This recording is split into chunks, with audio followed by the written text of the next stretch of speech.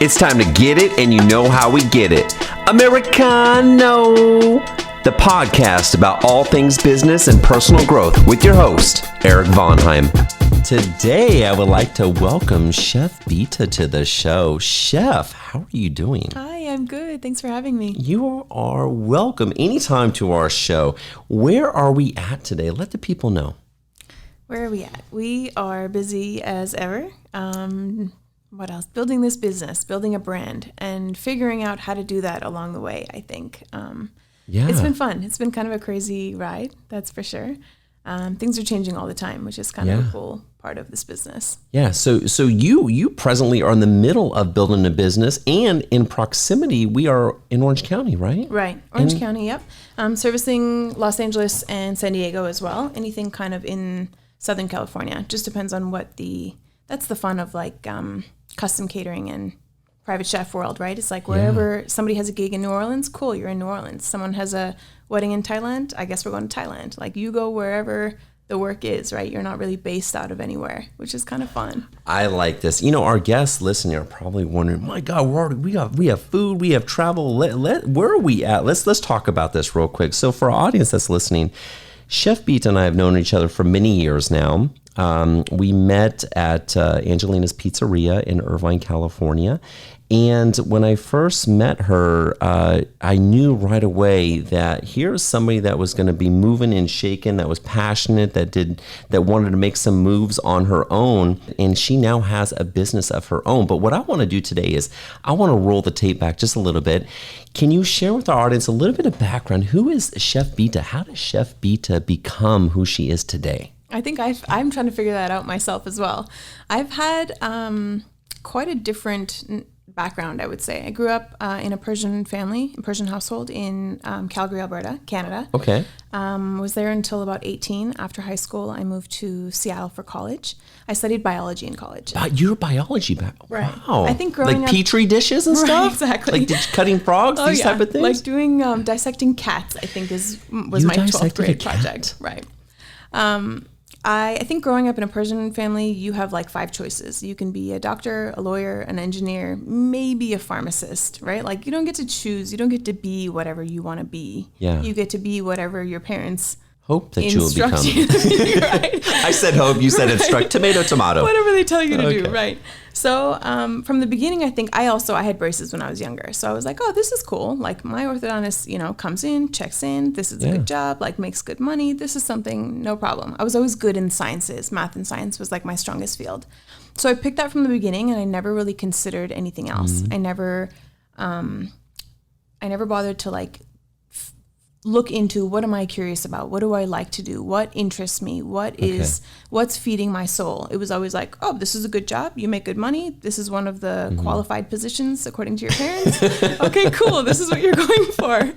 So I did, like from the beginning, I just studied biology, went to college, and I was at the University of Washington, graduated from there, applied for dental school, and I remember in the 3 months that I was studying for the DAT exam, I was having like meltdown after meltdown because of course I was digesting the information and I was able to like regurgitate the information and pass the exams and do well on the exams. But I worked for a dental office for 2 years in my last couple years of college. And I'm like, is this what I want to do for the rest of my life?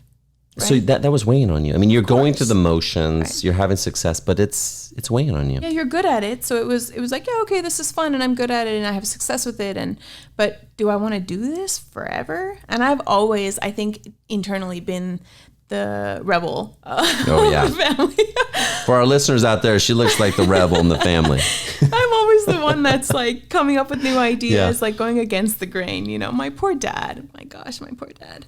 I feel like he and I are so close, and I think that's why we butt heads also, is because he wants the best for me, right? Always. Yeah. But I have put him through the dirt, I'm sure. Studied for the DAT exam, took this test, and I took my cousin home with me I was in Seattle at this point. My parents were living here in California. Took my cousin home with me for Christmas, and I'm like, hey, you want to come home for the holidays? She's like, yeah, sure. My cousin is like my soulmate, my ride or die. Okay. So she comes home with me, and we're sitting at dinner at my parents' house, and my brother's there, and my mom's there, and my dad's like, how did the exam go? The DAT. Have you applied for dental school yet? How's everything going? So he's trying to make sure his investment is going to pay off. And he, of course, funded my schooling, right? So, well, yeah. Okay, these are legitimate questions to be asking. Right. Yeah. So these are, I mean, I get why he reacted the way he did. But I was like, oh, yeah, the DAT was great. And I applied for dental school. And I have, like between 6 and 8 months before I find out, what's going to happen and where I'm going to go. And in the meantime... This is how I slid it in. Oh, here we go. In the meantime, I think I'm going to go to culinary school. You just slipped that in. Oh, yeah. Yeah, those are very similar. And of course, I remember telling my friend, I'm glued to Food Network. I've always been glued to the Food Network. And I watch these shows all the time and I daydream about what it would be like to be Giada and what it would be like to be, on who's your favorite? Who was your favorite? I just like them all because they're so different. And what was cool was that they could each be themselves and they each offered something different. And as you're watching the channel, you get so many different... You're watching food, but you get so many different views and so many different perspectives and so many different recipes and so many different ways of doing the same thing, right? It's like, how do you make lasagna 500 ways, for example? You know what I mean? And each person that you watch, you get a different feel for that. And that's the cool thing about this industry, right? Is there's no one way to do something. So you can do it however you want to do it. And if it tastes great, well then cool. People are going to love it. Yeah. That to me was so cool. I remember telling my friend I was crying during studying for this DET exam, and she was like, "What do you want to do?" And I'm like, "Wouldn't it be so cool to do this?" To what was it? Was the Food Channel playing on the TV? Oh yeah, always. Be a Food Okay, so Network you're chef. studying and you're crying, and then wouldn't it be cool just to do that? Daydreaming about being on Iron Chef, right? that was the real thing. And she looks at me and she was like, "Why don't you do that?" And of course, in my mind, I'm like, "Well, first because I'm not allowed, right? That's the first thing. How could I?" And the second thing, I feel like food from it's been now over 10 years. 10 years ago until now is very different, right? Mm-hmm. You mean in terms of food? In terms of because I have some strong opinion. I feel like I grew up in the steamed vegetable generation. Really? Right. Okay. So hasn't it changed? Oh yeah. Yeah. Yeah. Hey, shout out. No disrespect to my mom because I know she'll be listening to this, but Mom, we're sautéing vegetables now. Right. We're grilling vegetables. Oh, even we're grilling them now. So I thought also if you want to be a chef, the option is to be a chef in a restaurant, right? Where you're working 12 to 18 hours a day and you're making next to no money and your whole life is there. And what is there other than to just work your way up in a restaurant? And then it's the same thing over and over again, right? You're cooking somebody else's menu. You're cooking the restaurant's menu. Yeah. But real quick, so so taking this back a little bit, so you slid in this idea of, hey, Dad. But I'd already registered. I already enrolled in. Yeah, of course you did. You registered. Of course you had the registry. You already had the start date. So you just kind of bringing him up to speed. Right. All right, I'm showing up. I've got culinary. What do you think about culinary school? Even though you're heading there on next week. And of course he was like, "What do you mean you want to go to culinary school?" And I'm like, "Of course." Calculated response. I was like, well, Dad, I have 6 or 8 months before I hear back from school, and then it'll be summer. And so by the time I start, this program is only a 9-month program. I already have a degree, right? I have a bachelor's in biology. So the culinary program that I took at Cordon Bleu was only the cooking portion of it. So it was 9 to 12 months. It was under a year. So in my mind, I'm like, I'll just do this in the meantime while I'm waiting and see what happens. This is, it'll just build a skill on the side. Yeah, you're like, you guys want to eat, right, Dad? Right. My dad turned the whole house upside down. Turned the table over. I was crying. My cousin was crying. My mom was crying. Oh, it got dramatic real quick. Oh, he was pissed. Yeah. And we've been through this before, where if things go, God bless my dad. And I say this because I'm carbon copy of him, right? Yeah. So I am his daughter. If things go his way, things are great. If things don't go his way, things are not going. I don't know anybody like that. Right. And I'm looking at myself in the mirror. Yeah. Oh man. So it didn't go so well. And he asked, "What's your plan?" And that question will forever haunt me because I was like, well, I don't have a plan, but I'll figure it out. Right. Now, real quick, so just so I can understand a little bit about your dad, entrepreneur or? Entrepreneur, yeah. He's an entrepreneur. Didn't go to college himself. He and my mom moved here both separately from Iran. And we're going to school, we're going to college in Vancouver. And then the revolution happened. And so it's either you go back and go to war, or you stay here and apply for refugee status, right? Which the thousands of other immigrants did the same thing. Exactly. So they did, I think, what any immigrant did, and they found somebody who they worked well with, and they found a partner and a teammate, and they built a family. And they worked their ass off. And my dad is like the businessman of the world, like he's done so many. He's been a pizza delivery boy. He's been a cook in a restaurant. He's been dishwasher. He's been aircraft technician. He's done, like. Are you sure he's not Jamaican? You know that was coming. For those that understand the English, Jamaican in living color. Crafty people. Yeah, you love name it, they can do it, right? So I grew up my whole life seeing him adapt and change, and our lifestyle changed and adapted. And sometimes he was not home very much because he was working 3 jobs. And sometimes, we were going on these lavish vacations all of a sudden, and we moved into a brand new house, and we all got BMWs, and it was like he got into real estate, and we lived our lives on both ends of the spectrum, right? I grew up the beginning part of my life, we were making ends meet, and my parents were both at work, and we didn't know any different, so we didn't think anything of it. And then after the 4th grade, I think my parents built this house, and my dad was in real estate, and it was like overnight we lived a very different life. Yeah, but the basis of that was your parents together, because it's 2 parts, right? Building this foundation and looking out for the family. Right. And making those sacrifices. You made an interesting point about when you're young and you're living in an environment which you think as you get older is maybe not so pleasant or doesn't have everything, right? It's all relative, right? Because, and I know you love to travel the world. I've seen kids in places in the world where there's no running water and they're living in tin sheds, but they're outside kicking a ball and they're smiling and they're happy. And you look at those moments, and of course, if we come from where we do, we have a different perspective, but they don't know any different, and they're just genuinely happy. Right. That's the thing.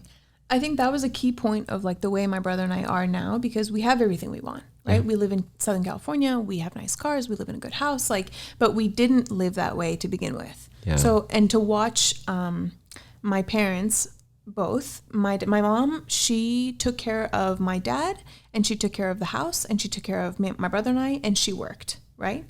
And she took on a very big role in our family. And my dad, on the other side, was literally busting his butt day in and day out.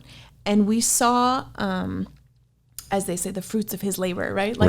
We saw, if you bust your ass, this is what you get. Exactly. If you don't want to bust your ass, cool, this is the life that you get. Yeah. So it was cool for us. I think that was very ingrained in the way that we grew up, because my brother and I both are hustlers. You got the best part of that. That's the educational component. Right. And that's so critical that you point this out, but parents play such a significant role in the development of their children, in terms of how hard they're going to work, how they're going to value money, all these different things. And so you got a world-class education right from your parents. From the beginning. Yeah. And that was cool. I think to him also, that was part of why his reaction was so strong, was because he was like, you've seen how hard I've had to work for us to live this life, right? But if you choose this route, going to dental school and becoming an orthodontist, you will live a very easy life. You will make good money. Your family will live well. Your kids will live well. Don't do this to yourself. And we will get free dental cleaning and exams. And now they're getting free dinner and you should see, my God, before my dad was quote unquote unsupportive. And now he's inviting his friends for dinner, and he's inviting, my daughter's a chef, and come over for dinner. And now I'm like, now you want to be supportive. Now that you're eating these great meals, now you're supportive. But it comes with time. Yeah. Yeah. And another good point you make, a lot of times, and the reason why I'd ask the question about your dad and his background is because I feel like, every parent wants the best for their children. Right. And I think that some parents obviously put their children on paths around lawyers and dental and these high earning professions because they want them to have an easier life than they had. And they understand that the education in these maybe careers provide a better life, right? But then your dad being an entrepreneur, he can probably also really appreciate that you're his daughter and that DNA is in you, and you got to see that from him. Yeah. So he can't be too surprised that you want to follow that entrepreneurial path. Exactly. I think that's the thing. thing too, right? He's like, we've done all this to make things easy for you and you're going against the grain. And I'm looking at him like, what did you think was going to happen? Like, I am your daughter. What were you expecting me to do? Just like follow along and twiddle my thumbs? Like, exactly. I am your child, right? Like, don't forget that. Yeah. So, okay. So, so at first it's like, oh my gosh, and then that calms down. And now it's like, okay, what's the plan? We don't have a plan. No plan. And so you make it clear you're going off on this path and with culinary school. Yeah. So you head down this path. What next? I mean, you just fall in love. I mean, you get to school and everything from the world of biology, your background's out the door. Out the door. But you've been watching the Food Network TV and all this stuff. So I'm sure you're ready to cook. You're ready to get in there. Where do you start? Right. I think also too, people are like, oh, you must have grown up in the kitchen. And my parents both are badass cooks, right? My mom is very traditional. Bad as in good or bad as in bad? Very that's good. it. Yeah, okay. My mom is very traditional. Like she makes Persian food like a queen. She can whip up. She's like, oh, we're just having something simple. And you come over and there's like a spread, right? Like, and she does it in hours and effortlessly, so it seems. And my dad is the opposite. My dad is like the leftover king. He's the guy that will open the fridge and I remember mac and cheese, leftover Kraft dinner macaroni and cheese. I was like 8 and leftover chili. And all of a sudden we had mac and cheese chili. Spicy mac and cheese. And he is so good at that. So good at like putting things together. Junk together to create something. And that's the point, right? So I grew up always eating very well and being in a family that was well fed, but I never cooked growing up. I was never in the kitchen. You were a recipient of these amazing meals. I just ate well. I was a very chubby child. You ate well. All right. Hey, that's good. It was good. So fast forward, I guess, went through culinary school and myself every day, I remember I would go to school and I was always doing very well. I had top of my class. I graduated with honors. I was succeeding. I was obviously performing. I was digesting the information very easily, and the food, and the food, yes. And it came again very easy to me. But still, towards the end, I was like, so now what? So you graduate, and now what? Now, was this around the time that you and I had met? Were you in school at that point in time, or was this sort of afterwards? This was before. This was probably 8 years ago. Yeah. Okay, so this has been a while then. This is a while ago. This was back in Seattle still. Yeah. Okay, back in Seattle. So I went to the Cordon Bleu in Seattle there. And my career counselor at the Cordon Bleu, Corey Trable, he is the savior of my life.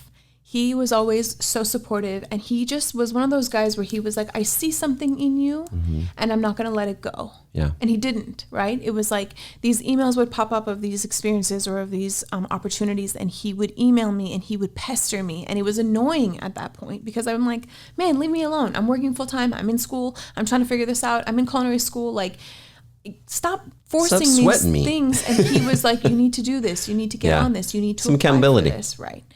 And towards the end, he was like, okay, your program is done, and now you have to do your externship in order to graduate. Yeah. This opportunity came up on Woodby Island. My career counselor at that point was like, you got to take this opportunity.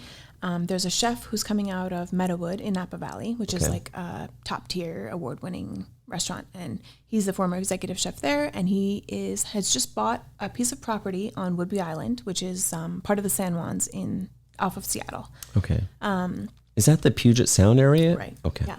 Bought this piece of property, and he's building a farm to table, and he needs an intern. This is going to be the best thing for you. And there was, I think, like 35 other students from our school who were applying for this position for the intern. And okay, sounds good. Sure, I'll apply for it, whatever. Like, sure, I'll send in an application. Yeah. Filled out the application, met with the guy, had an interview, had another interview, had a third interview, came in for a fourth interview. And at this point, I'm like, man, because this guy, and if he hears this, my God, he knows, Vincent Natras, he is a badass chef. Like, he is so good at what he does, but what a jerk,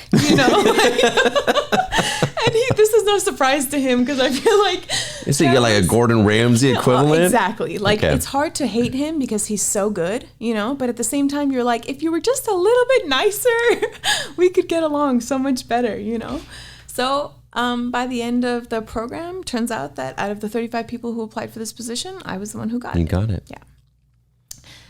Okay, cool. So I guess we're moving to Woodby Island. He was like, if you want this position, you're going to have to start now. And my program didn't end for, I think, a month. So I was like, okay, well, on the week, how about this? I have school Monday through Thursday. So on Friday, I'll take a ferry out to Whidbey Island, and I'll work with you Friday, Saturday, Sunday, come back Sunday night, finish for the next month until the program is done. Right. And then I can commit to you full time. He goes, by commit to you full time, you mean you're moving here to the farm, right? I'm not a farm. You're not a farm person. If you don't have any Amish blood in you.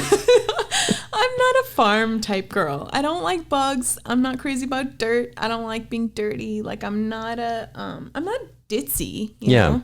But it's the bugs, I think, and the roosters. Who likes bugs? Right, not me. Yeah, specifically. So I was like, yeah, sure, whatever. Like you do whatever you have to do to get the job done, right? Okay. So okay, cool. So I get onto this farm the first day, and I'm like, oh shit! Like what did I sign myself up for? And of course, it's like, I don't remember exactly, but it was something like 10 acres of property, and there was a farmhouse, and there was 4 or 5 other buildings on this property, and there were 2 farmers, Blake and Jake, for example. Blake and Jake. And they were very catchy. Right. And the family, Chef Vincent's family, was incredible. Tyla, his wife, is a beautiful woman, and they have 2 kids, and they're so beautiful. And they just lived this very simple, free life all of a sudden that like they were so excited about. They bought this property and they started farming, and they were growing produce on their land. And the point was we were renting a kitchen not too far away. But the point was that this just happened. They just bought this stuff. They just moved in from Napa Valley to Whidbey Island. Right. So the idea for them was, Chef Vincent at that point was also a private chef, which I didn't have a big background on private chef, right? Like what is it to be? What does it mean to be a private chef? Right. Who are these private chefs, and what do they do, and who do they service, and what kind of money are they making? Because at the end of the day, like for me, it's not about the money, right? But I am looking to live a certain lifestyle. Sure. So those 2 things go hand in hand. I'm happy to bust my butt. I'm happy to live this dream and build a career. But that goes because I want to live the lifestyle that I want to live. And as you said before, like I am a traveling bug. I am like any chance. For me, it's like you stick it out and grind for 2 months and take off. Peace out. I am out of here for 3 weeks, right? And this seems to be the reoccurring lifestyle that I live. It's like I pack things on back to back, and I have like 3-4 events sometimes in a day, and cool, I'll be exhausted because I'm going to Thailand, I'm going to the Philippines. You're just an event away from a cocktail. Right, I am out of here. So I think it was very appealing to me that I could build this life, and all of a sudden it's like, oh, you can do what you love, which in my opinion, like 80% of people in the world don't get to do that. Right? You have to pick a job because you have to pay the bills or because people are depending on you, and that's the cards that you were dealt. That's right? it. That's the life you live. So for me, all of a sudden, I'm like, I have supportive parents and well-fed parents, right? And everything that I need, and I'm in a position to where, like, if this is what I want to do, like, you are the only one who is in the way of your own success, right? So I'm not in my own way. Let me get after everything that I'm getting after. Yep. So you start off on this path in Seattle just shortly after school. You come to realize that you really have fallen in love with this, with the possibility of being a chef, being involved on a day-to-day basis with food and creating things and all the learning and the digestion that you referred to. Fast forward a little bit, you come back to Orange County. And what happens next? Do you just start working and doing various things, and then something in the back of your mind is saying, I want to build something on my own? How does this come? I think it's been like, it's crazy because in a short amount of time, for example, it's not like I've been doing this in this industry since I was 18. I started late, technically. I started when I was like 25, 24, which according to the world of culinary is late. If you're not cooking when you're 16, like you're behind already. And my experience was because I was already older, and because I was already had a degree and I already knew what I wanted. I say know what I wanted, but also I had no idea what I wanted, right? I had no idea this industry. I had no clue what I was in for. But in a short amount of time, I think I threw myself into very different situations, and wholeheartedly. Like when I was working on Whidbey Island, I was doing farm to table, right? And all of a sudden, I remember his voice in the back of my mind always, Beeta, this is where the food comes from. Because I was washing bags of dirty spinach and I'm like, ooh, the bugs on the dirt. And he just kept saying, this is where the food comes from. Anyways, so I went from there to New Orleans. All of a sudden it was like, okay, I'm done with this private chef job. I'm done with this farm to table. I'm done with, quote unquote, learning where the food comes from, which to me was the best experience. Smack in the face. Like, you want to be a chef, you want to learn what it is to have sustainable food and have farmers and to, do this. Here you go. Yeah. Here's 4 months of in your face, straight that. I went from there to New Orleans. I got an opportunity to work for Commander's Palace, which is one of the oldest standing restaurants in North America. It's been open for like over 100 years in the same building. Wow. No. Commander's Palace is the beast of the South. And my instructor who I graduated from in culinary school used to work there when he was younger. Okay. So now his best friend, Tori McPhail, who's the executive chef there, was like, I met him when I went down there. He was like, we could use you. We'd love to have you. I've heard great things about you. Essentially moved me down to New Orleans. And that was another thing where it was like, I didn't think that was nowhere in the plans. I, told my parents, oh, I'm in Whidbey Island. And the next day I was like, hey, Dad, I'm moving to New Orleans. My poor dad. Oh, he's probably losing it. Oh, I've given him so many heart attacks, I'm sure. He's losing sleep along the way. He was like, you want to learn how to cook? I always remember this. You want to learn how to cook? Go to New York. Go to Napa Valley. Go to these high-end places. And I didn't have a reason to give him. I didn't have anything to say until I was done with New Orleans. Okay. I was there for a year. Again, a short amount of time, but it was a smack in the face of a very different perspective on food and what it means to feed someone, right? And the food there is amazing. It's amazing, but it's not done with top-notch. You go from Whidbey Island where you're growing your own produce and you know what's in it to all of a sudden you're in New Orleans where you're cooking with scraps and you're cooking with not organic and you're cooking with, the leftovers and you have 100% humidity and your oven doesn't work and there are cockroaches in the kitchen and that's what it is. And still you can put out a meal and people will pay $100 for it, right? Wow. That's what it means to feed your community. When you see these clips on videos where like the community is making gumbo and the neighbors come over and there is a feeling around that, right? There's a purpose around. It's a community. Food right. It's not just food. Right. It's love, it's community, it's passion, it's bringing people together, it's history, it's taking care of somebody. So I went from one extreme to the other. And in my opinion, that also wasn't really it. That wasn't for me. I was working in a restaurant. It was very high paced. We were doing 500 covers for lunch. Like, you think HR? There's no HR when the people in the kitchen in Commander's Palace are 500 covers. We have no time for HR. Breathing down your neck, swearing, yelling, screaming. Like, if you don't like it, and of course, to be the other side of it is to be young and to be a woman.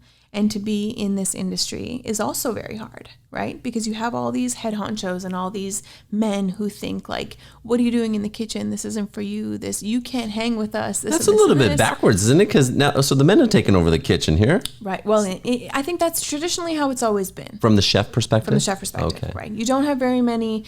A woman is in the kitchen at home. Right? But not in the restaurants or some of the top. Right. Okay. Well, not anymore, right? Now it's like you see different. All these women here. Yeah. But back then, so that was the thing, was like you go from one extreme to the other. And I'm like, okay, the restaurant experience is good for me to have in my career, but this also isn't where I'm fitting in. But you're still learning and growing. Right. So you leave NOLA. Leave New Orleans. Then you come to California. And at that point, even still, I was like, okay, so you've done the private chef gig, you've done the farm to table thing, you've done the restaurants, and that's also not it. So I came here and I started working with caterers. And I was with 24 Carats and I was with Creme de la Creme. And in my mind, I'm like, okay, if this is where you're going to be, then start working for people who are already doing what you're doing and see what they're doing and how they're doing it and who they're working with and find out who your competition is. So for the first year that I was here, I took the back seat definitely in my career, right? I just worked minimum wage and worked dead end jobs, but I learned so much. Yeah. There are a handful of people in my life who have been so influential, right? And they've all been chefs from different areas of my life, right? And I was working for Chef Steven at Creme de la Creme, and he has taught me so much about this industry, so much about catering and about, again, private chef, and about this, like how to do things and how to prep things and how to be, and I learn very fast. And for me, it's like I knew this was... It's innate. It's in you. So for me, it was like, it didn't take so long. I was working for him for not even a year. And I was like, thanks, bye, see you later, bye. Like running out the door. Yeah. I want to do my own thing. I always had like a part-time job for fear that like, okay, I got to pay the bills and I got to do this and this. But if I'm going to grow this business, it started just on Instagram with the hashtag BeetzEats, right? Yeah. So let's just jump right into this. I want to get right into the business. Okay. Because I feel like there was a gap from the last time I saw you to now, all of a sudden you're running your own business. Right. And, Chef Beeta, for our listeners out there, has an awesome, you got to check her out on Instagram. We'll get to that. But your logo is awesome. Thank you. The food content that you're constantly sharing. I feel like I've gained 10 pounds by watching your Instagram story. That's awesome. So we need to talk about that. But let's talk about the formation of the business and how it came to be with the logo. Let's just jump right in, because at some point you decided to do this thing. Right. What was that aha? I want to hear about the aha moment. What was the aha moment? Because what I'm hearing from you is that for several years, going back many, many moons now, you've been having this sort of conversation with yourself. It's been this burning desire to do something for yourself around food. Right. You've been acquiring skills along the way, building your portfolio, figuring things out. But at some point you arrive, there's an aha moment. Mm-hmm. What is it for you? Are you laying on the couch just thinking, that's it, tomorrow, let's go? No, and that happens to some people and it doesn't to a lot, you know? Like for me, it's like, okay, I have this hashtag, and my brother, of course, made this janky, I love him, made this janky logo for me of a BeetzEats logo, and we ran with that for a long time. And I had makeshift things, right? Yeah. Because it was like, you don't have the money to invest in graphic designer, or you don't have the money to do these things, but you want to, you need a business card. So you make do along the way. Absolutely. And things change. And the best advice that I can give anyone is like, somebody always asks, well, what was your plan? And I think because I didn't have a plan, I didn't have a solid plan, I was so open to the opportunities, right? And I was open to seeing things in a different light, because I wasn't tunnel vision on something that I had told myself 5 years ago. So I started with this, okay, let's create a brand. Let's start with BeetzEats, and it was like, you would get hired to do this event and you would get hired to do that event. And there's a difference between throwing money at a business plan, and it develops overnight, and you can buy customers and you can buy, certain things. And just as fast as you threw money at it and it was created, it can fall apart the same way. So for me, it was focusing more on how to build this in a stable way, right? Okay. Like how to build client relations, because, okay, maybe I've been building this business for the last 6 years now, right? And only in the last 3 years, really, I'm like, oh, I'm in business. Yeah. The last year and a half, I would say specifically, I'm like, oh shit, I'm like in business. Like, I'm like doing, you know what I mean? You're doing like, the do now. Hey, you're at the point of no return. There's no rearview mirror. And that's sometimes every day when I wake up, I'm like, look at this life I'm living. I work on my own schedule. I pick my own clients. You're finally at a point where I'm like, nah, I don't want to work for you. I don't have to work with you. And then you realize you're in a good spot, right? But it takes time, and it takes effort, and it takes hard work, and it takes so many, there are so many days that I wake up and I'm like, this is incredible. And equally, there are so many days that I wake up and I'm like, what am I doing with my life? Every entrepreneur asks that question. Right? But the difference is, and I had this conversation with one of our previous guests, Michael Varsiag, he mentioned, I believe, something to the effect of, it's like if it's a Friday night and you're working for an employer, you feel very different than if it's a Friday night and you're working for yourself late. Exactly. Yeah. And that's the thing that drives me, I think, right? There's been a lot of failed relationships and hardship on friendships and hardship on my family, even, because they're like, oh, we're doing all these things and sorry, I'm working, and I'm always working and I'm always working and I'm always working. And now I'm at a point where I'm like, I worked 5 days this month and I don't have to work other than that. you know? Yeah. And that doesn't happen all the time, but in the times that it does happen, you're like, oh shit, this is great. Like, so and you probably want to work. I mean, the work is not work by what most people think about. Oh, You're doing what you love. I love what I do. You're waking up and you just can't wait to do it. Yeah. It's been cool. I don't think I'm at a defined moment of my career yet to say like BeetzEats is this, right?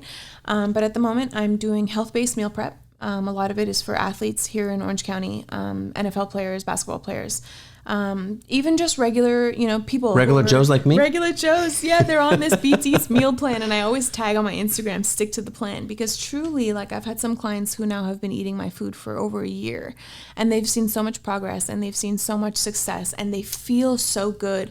I put myself on the plan too, like. I noticed that in your IG story. Yeah, and all of a sudden I'm like, whoa, look at these abs coming. Definition. Hello. I never thought for the person who out-eats herself, I can out-eat anybody, trust me. Really? Could you enter into that hot dog eating contest in New York? This girl you could do that. I can eat. What about the big pizza challenges? I could do that too. Are you Oh yeah, I can down some food. But now I'm like, now that I put myself, but then you feel bad, right? Yeah. And the biggest thing with food that you notice when you go out to restaurants is like it's tasty and it's delicious, but you leave and you feel bad, right? It's the quality ingredients. Right. And the way they prepared and who knows what else, right? Right. So now all of a sudden we're on this like clean fueled, train, and everybody else is on it and everyone loves it. And the difference I think between my meal plan and other meal prep companies is for other companies, you go online and you see the 12 options and you can click and choose however many you want. Put it in your basket, and that's what you get for the week. And every once in a while, they'll throw in a new item, but for the most part, it's the same stuff, right? These clients of mine have been eating my food for over a year, and I have never once put out a menu, and they've never once been able to choose what they want. So they'll go online, they'll fill out like a client questionnaire, and they tell me what they like and they don't like, and what they're allergic to, and what they want, what their goals are. Yeah. And I make whatever I want, and they eat it week by week. You're like the Steve Jobs at Apple. I will design the phone that I want you to have in your hand. If you want to be on my meal plan, you get to eat the food that I want to make. That's the thing with chefs is like the one thing that gets taken from them over and over again is the ability to create their own food, right? If you're a chef at a restaurant, you can kind of create a new menu, but you're cooking what's the style of the restaurant. You got to stick to that style, right? You lose the creativity. Right. And this really is a platform where I get to cook unapologetically. I get to cook whatever the hell I feel like making, and people are happy to eat it. It's like a gift box every Monday when they open their bag, right? It's like, what do we get to Surprise! eat this week? And you can spicy mac and cheese. Right? My dad helped me on the menu this week. Right. And sometimes you throw things in there and they can give their feedback, right? That's the thing is like these clients, I've got about 25 people who I cook for now. And I brought on another chef who also helps me. And the fun of it is, okay, now you have a new chef and this is his style of food. And so the clients who get signed on are signed on under him and they get to enjoy his style and his creativity as long as it fits in your box, right? Fits with what you like and don't like, fits within your macros, fits within your goal, fits within those things. But you're eating the food of a chef who gets to cook what they feel like cooking for you. Right? Now, let me ask you a question. Is this something that a lot of other people in this category meal prep are just not doing? I don't think, from what I know, nobody else is doing this. All right, shh. Let's hope they're not listening because I mean, this sounds great. I mean, I'm one of those type of people when I go to a restaurant and I find that there's two types. There's ones that show up, they see something on the menu, then they modify the whole thing. Right. I always show up and just order what's on the menu. I said, you know what? You decide. Because that's how it's I'm supposed here to to be. have that experience, right? Exactly. I can completely appreciate where you're coming from in terms of the creativity and doing this in a way that feeds your soul and also feeds them. Right, right. So that's part of it, right? Is like, okay, and I never really thought I was going to be in the meal prep world, but I was working, for cooking for Will Greer. He's quarterback and he just moved out to the Panthers, I think. He was cooking for him for a little bit and was doing his food, and he was, working out at a facility in Anaheim, and it was like one thing after the other, and then I just got another client, and then now all of a sudden, okay, I'm in the meal prep world, which I never thought, that I would be in, but the people are happy and they want it. They want so the meal prep is the bulk of your business, but you're still doing catering, correct? Catering, yeah. So a lot of what I do is custom catering. They call it boutique style catering. and that's the other thing is like, for example, you go, and I learned this from, from Creme or from 24, but the price is set. That's the price. So when you go on, you depending on how many people and what items you want from the menu, the price is the same. Like $15 a plate, 20 a plate, 25. Right. But custom catering is different because because I grew up on both ends of the spectrum. I grew up not having the luxury of having these luxuries. And then I grew up the second half of my life being able to afford these kind of luxuries. And that's not, for food, that's not okay, right? Food is something that should be accessible to everybody. The experience of having a chef come and help you and cook for you and give you this experience and put on this, party and entertain you should be accessible to everybody. So I've always lived my career in a way that when the client comes and they're like, this is what I want, I always ask them, okay, what is your budget?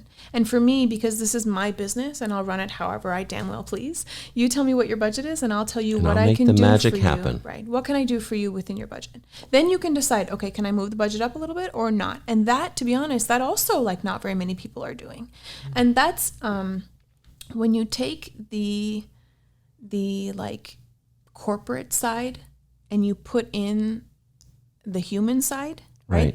Being compassionate towards other people and having feelings for other people and like caring that, this person might be a single mother and they want to throw a birthday party for their kid who's turning 5 and they don't have the means to do it. And so does that mean that they don't get, the same type of party as these like Khloe Kardashian who just threw a birthday party for her 1-year-old daughter for millions of dollars? You know what I mean?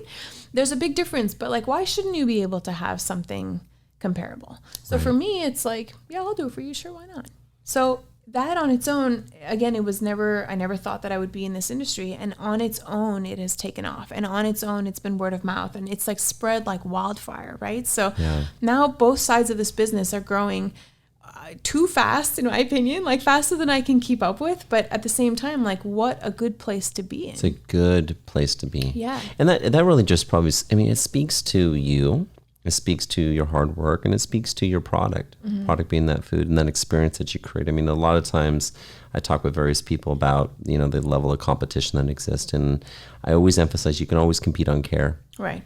You can always compete on care. Right. You can always set yourself apart, how you take care of people, how you nurture them. When you speak to, taking that phone call or texting late at night or whatever it looks like. I mean, that's what's going to set you apart from others. And that's why they come back, right? And the referral, word of mouth, I always tell my clients, word of mouth is the kindest compliment you could ever give me. And they do. And the referrals are like, that's the thing where it's like, oh, so-and-so said it was great. And that's what keeps people stuck to you, is because everyone has nothing but good things to say about it, right? So great. I mean, exactly. So I have a question pertaining to the starting of the business before we move into the last set of questions is, what advice would you give to somebody listening to this podcast that is thinking about getting into catering or meal prep or starting in the journey that you took, which is around food? What advice would you give them? What are maybe 1, 2, or 3 things, whatever you care to share?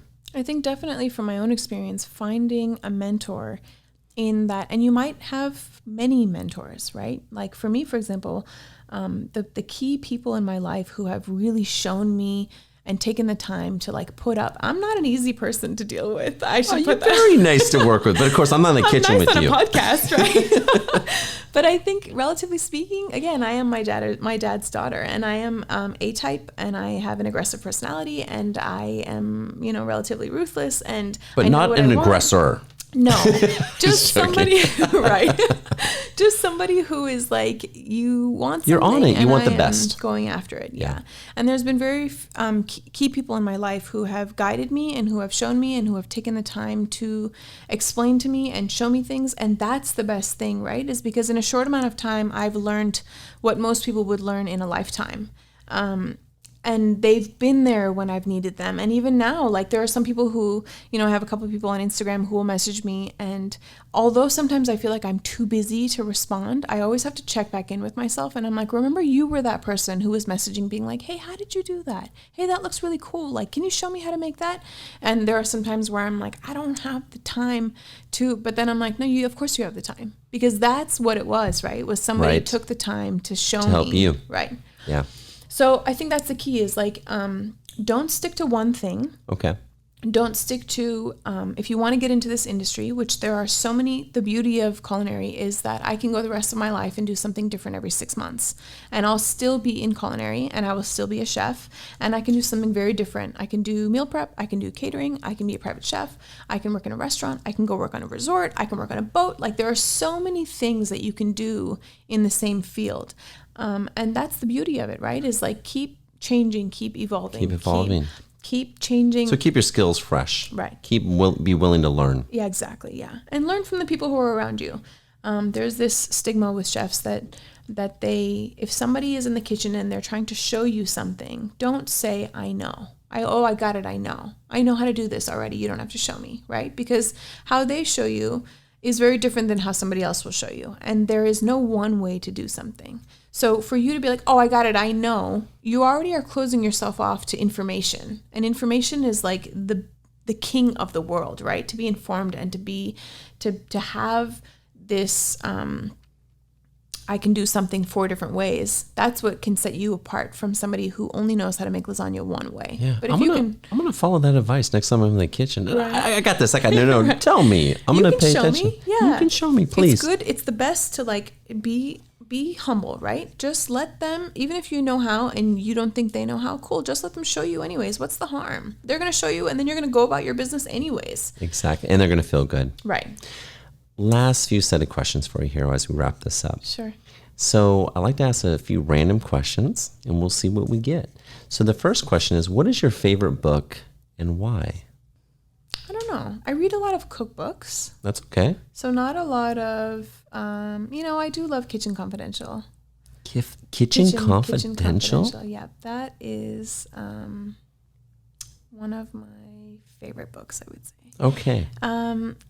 It's just very raw.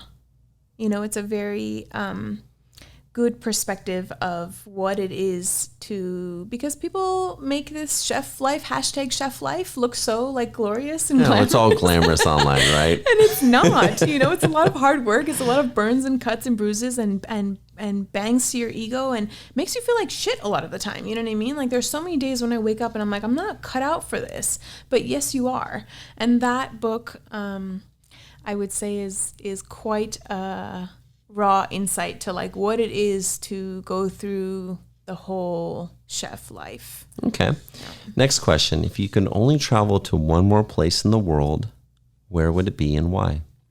I would go, and I say this because it's my favorite place so far. I would go back to the Philippines. I would open a taco shack.